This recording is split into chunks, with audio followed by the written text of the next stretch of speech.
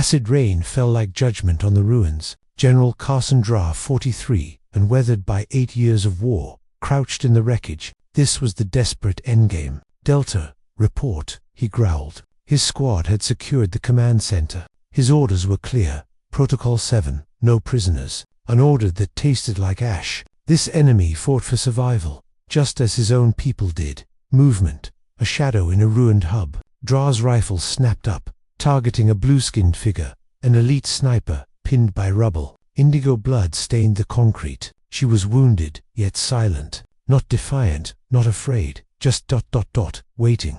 Protocol 7 demanded her execution. His finger tightened, but the stillness in her reflective visor held him captive. General, demo charges set. Acknowledged. Dra lead. I'll handle this survivor personally. He approached. I'm taking you in. A violation of orders, but this felt different. As he administered basic aid, the compound shuddered. Secondary explosions. Sir, self-destruct. In that split second, the alien moved not to attack, but to shield. She threw herself over Dra as the world imploded. He woke to pain, saved by an impossible act. The sniper lay crushed beneath him, her visor cracked. Why? He rasped. His soldiers dug him out. Sir, you need medevac. See to her first. Dra commanded. Sir, she's one of them. Sergeant Vero spat.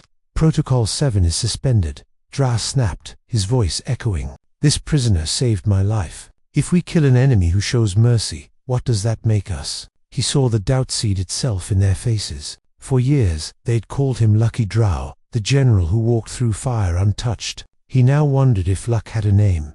3 days later, he watched her through observation glass. The doctor's report was baffling. Extensive healed trauma burns, fracture some as old as 7 years, black market biomarker. An intel officer added, her ID was deliberately erased. A ghost. A ghost. The word resonated. Dra demanded his battle records for the past 7 years. Look for anomalies, unexplained misses, equipment failures. The files painted an impossible picture. Operation Thunderhead. Enemy fire converging, then inexplicably missing him. Kerrick Ridge. Enemy snipers' equipment failing just as they targeted his command post. It wasn't luck. It was a guardian. She woke on the 5th day. He entered her room, her face now barangular, with twilight blue skin and haunting vertical pupils. You've been protecting me, he stated. She nodded. Why? A single, rough word. Det. We've met before.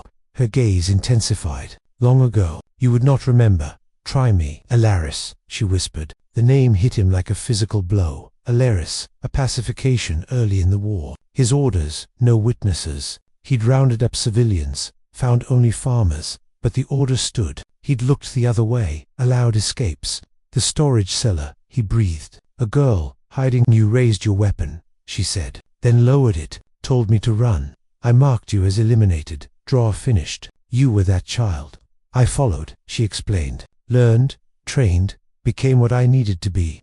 Her biomods, her erased identity, all to repay that one act. This wasn't just debt, Dra realized. No, she agreed. I am living proof. Your mercy mattered. I wanted to ensure it wasn't wasted. He named her Shade. That night, he dreamed of Alaris from her perspective. The terror, the orange headscarf clutched in her small hand, his own face, looming, then his voice. Run. His lie to command. Storage clear. He returned to her. How did you stay so close? She almost smiled. Stole ID. Pigment suppressants. Prosthetics.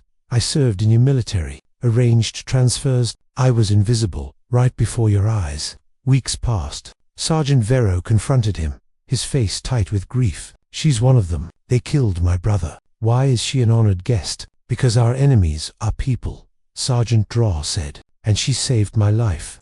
Hatred runs deep, Shade observed after Vero left. You had every reason to hate me, Dra countered. But you didn't. Their new dynamic was shattered by an urgent call. The enemy had broken through at the Vargas outpost. A final, massive offensive. I go with you, Shade insisted, already rising. You're a prisoner. You're recovering. 7 years I guard your back, she hissed. Now, when danger is greatest, you leave me. They will send assassins for you. I am needed. One last time. The Vargas corridor was a trap. Shade slipped into Dra's tent, a ghost in repaired armor, and projected a hologram. 15 assassin units, adaptive camouflage, surrounding you. Alert the base too late. Strike team approaching. I take the north team. Alone. What I do, she said, and vanished. The night exploded. Dra fought alongside his troops, coordinating a desperate defense. Through the chaos, he saw a phantom, a guardian figure, moving with impossible speed, leaving dead enemies in its wake. By dawn, the attack was repelled. The enemy was in full retreat. Sir Kess reported. Soldiers saw a guardian, took direct hits, kept fighting. Dra walked the northern perimeter. He found the trail of indigo blood. She was propped against a boulder, armor breached, visor shattered. You, alive, she rasped. Mission complete. Medevac. Dra yelled, fumbling with his medkit. Her hand gripped his. Too late. Worth it. She pressed a small, frayed piece of orange fabric into his palm. Her mother's headscarf. From Alaris. I remember, he promised, his voice thick.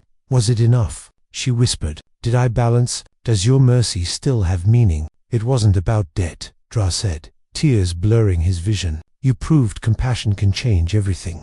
What we do, echoes, she breathed. Your mercy ... echoed, and she was gone. 3 months later, the war was over. Cassandra, civilian, stood before a simple stone monument to the unseen. Shade's scarred chestplate rested at its base. He had resigned, submitting a full confession about a truth commission was pending. The story of the alien Guardian, sparked by a journalist, became a symbol for peace, cutting through years of propaganda. 6 months on, ex-Sergeant Vero visited the monument. He placed a stone by the chestplate, now surrounded by tokens, many of them small orange squares. Changes a man's perspective, Vero said quietly, knowing an enemy saved his commander. Because of one act of mercy, Dra remained as the others left. The real hero died in his arms, but he understood now. He couldn't save her, but her story, her echo, was saving them all.